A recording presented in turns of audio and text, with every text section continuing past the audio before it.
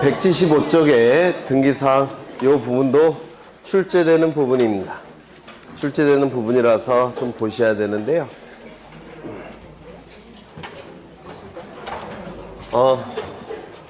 등기가 물건은 크게 두 가지가 있죠.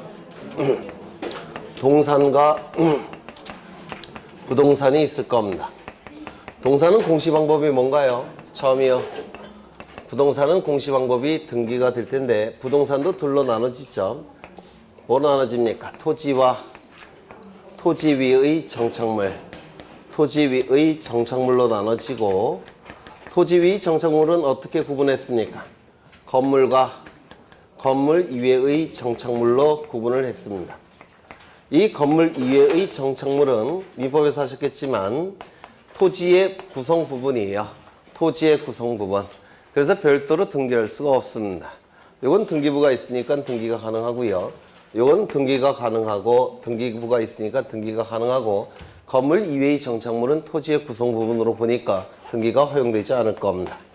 그러면 등기가 가능한 건물과 등기가 불가능한 건물 이외의 정착물을 구분하는 기준이 있을 텐데, 이 구분 기준은 세 가지가 있다고 했죠. 첫 번째 뭐가 있습니까? 땅에 딱 붙어 있어야 됩니다. 정착성. 두 번째는요, 바깥의 공기와 안의 공기가 분단된 성질이 있어야 돼요. 즉 지붕이 있어야 되고, 그리고 사방에 벽이 있어야 됩니다.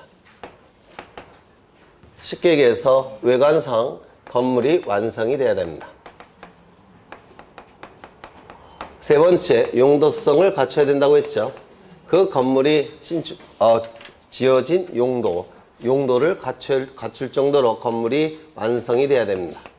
용도성은 내부적으로 건물이 완성될 걸 요구해요.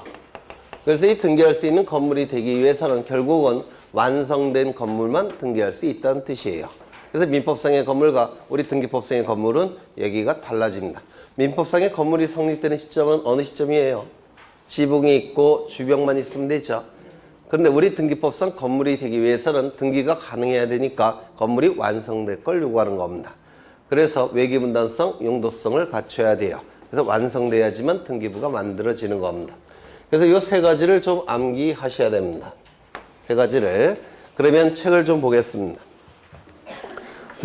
등기할 물건이 나와 있고요. 첫 번째 토지가 나와 있는데, 토지, 필지별로 등기부가 존재하죠. 기억나십니까? 그럼 필지라는 것은 지번 부여 지역별로 사람이 선을 그은 게 필지였죠. 도시지역은 동, 농촌지역은 리. 그래서 지번 부여 지역별로 사람이 인위적으로 선을 그은 것이 필지라고 말씀을 드린 적이 있어요. 그래서 이 토지는 인위적이라는 문구 하나 기억하시면 돼요. 인위적. 그래서 자연적으로 구획된 것이 아니라 인위적으로 구획을 한 겁니다. 그리고 넘기시면 하천의 등기 능력 이렇게 나와 있는데, 하천.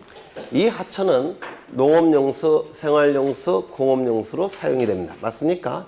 따라서 예전에 하천법에서는 2009년도인가 8년도인가 하천법에서는 하천은 국유재산으로 간주했습니다. 국유재산으로 간주를 해버리니까 거래가 됩니까? 안 됩니까? 안 돼요. 거래가 안 되기 때문에 등기도 불가능했습니다. 그런데 이걸 하천의 국유재라고 부르는데요. 하천의 국유재를 우리 법에서 폐지했습니다. 이제 하천은 국유재가 아니에요. 하천법에서 하천의 국유재를 폐지한 겁니다. 그러면 하천의 국유재가 폐지됐으니까 이제 원칙은 모든 등기가 가능합니다. 모든 등기가 가능해요. 저당권 등기, 가압류 등기, 가처분 등기, 모든 등기가 다 가능합니다. 다만 하천은 생활용수, 농업용수, 공업용수로 사용되고 있기 때문에 특정인에게 독점적 사용은 용납할 수가 없습니다. 독점적 사용은. 그래서 사용 권능이 있는 권리는, 사용수익 권능이 있는 권리는 등기가 불가능합니다. 예전에 말씀드린 것 같은데, 여기 하천이 이렇게 있을 때, 이 하천은 농업용수, 생활용수, 공업용수로 사용이 됩니다. 이렇게 농업용수, 생활용수, 공업용수로 사용이 돼요. 국유재가 폐지가 됐기 때문에 원칙은 모든 등기가 다 가능합니다. 다만 농업용수, 생활용수, 공업용수로 사용되고 있기 때문에 특정인에게 특정인에게 독점적 사용을 인정할 수 있는 등기는 허용되지 않습니다. 그러면 특정인에게 독점적인 사용 수익을 인정할 수 있는 권리는 뭐가 있을까요? 지상권, 지역권, 전세권, 임차권. 요 4개의 등기는 금지되어 있습니다. 그래서 그걸 좀 외워두셔야 돼요. 모든 등기가 다 가능하지만 특정인에게 독점적 사용 수익이 인정될 여지가 있는 지상권, 지역권, 전세권, 임차권 등기는 여전히 금지되어 있다는 겁니다. 그래서 177쪽에 4번 등기를 할 수 없는 경우가 나와 있습니까? 네, 요걸 좀 기억해 두시면 돼요.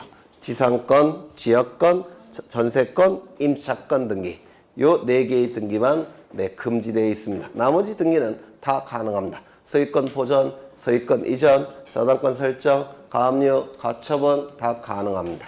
그 다음에 건물 나와 있는데요. 이 건물이 등기될 수 있기 위해서는 3가지 요건을 충족해야 된다고 그랬죠. 첫 번째, 정착성. 정착성은 동상과 구별되는 개념이 될 겁니다. 두 번째, 외기분단성.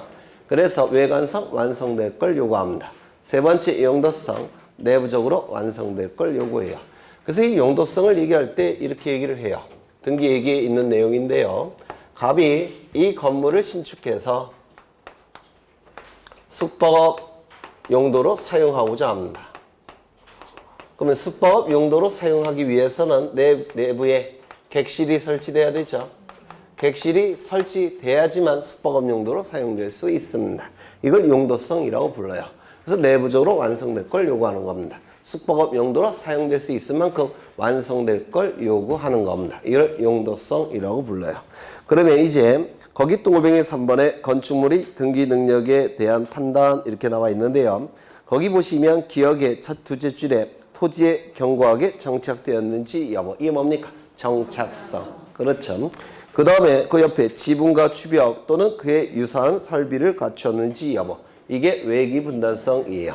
세 번째, 일정한 용도로 계속 사용할 수 있는 것인지 여부. 이게 용도성이라고 얘기를 합니다. 뭐 갖고 판단한다고요? 건축물 대장 갖고 판단을 하는 겁니다. 건축물 대장 갖고. 그 다음에 니은을 보시면 우리 등기 예규에 등기할 수 있는 것인지 없는 것인지 예규에 예가 나와 있습니다. 이 예들을 다 외우셔야 되는데 쉽지 않죠? 맞습니까? 쉽지 않아요. 암기할게. 그래서 저 3가지를 가지고 대입하는 훈련을 하셔야 돼요. 저 3가지를 가지고 한번 해보죠. 네, 첫 번째 유류 저장 탱크. 기름을 저장하는 탱크입니다. 시멘트로 만들어졌어요. 그리고 땅속에 또는 땅 위에 설치되어 있습니다. 그렇다면 시멘트로 만들어졌으니까 정착성 있겠습니까? 네. 있겠죠? 정착성 있습니다. 두 번째, 기름이 밖으로 빠져나가서는 안 되죠? 외기분단성 있겠습니까? 네. 있을 겁니다. 기름을 저장하는 용도니까 용도성 있겠습니까? 네. 있을 겁니다. 따라서 유류 저장 탱크는 건물로서 등기할 수 있다라고 얘기합니다. 사일로라는 게 있는데요. 사일로. 유류 저장 탱크와 비슷해요. 미국에 많이 있어요. 우리나라도 있지만, 네, 미국에 대단위로 농사를 짓는 미국 같은데, 캐나다 같은데 많이 있는데요. 여기가 땅이고 여기다가 럭비공처럼 생긴 이렇게 시멘트 축조물을 만듭니다. 그리고 이 안에는 곡물 같은 것을 저장해요. 곡물 같은 것을 시멘트로 만들어서 럭비공처럼 생겼어요. 이걸 사일로라고 불러요. 그러면 첫 번째 시멘트로 만들어졌다면 정착성이 있습니까? 있습니다. 두 번째, 곡물이 바깥에 이렇게 짐승들이 와서 못 빼먹어야 되죠. 외기분당성 있을 겁니다. 곡물 저장용이니까 용도성 있겠습니까? 있을 겁니다. 사일로도 출제가 돼요. 그 다음에 농업용 고정식 온실. 농업용이라는 표현이 있으니까 용도성 있습니까? 있습니다.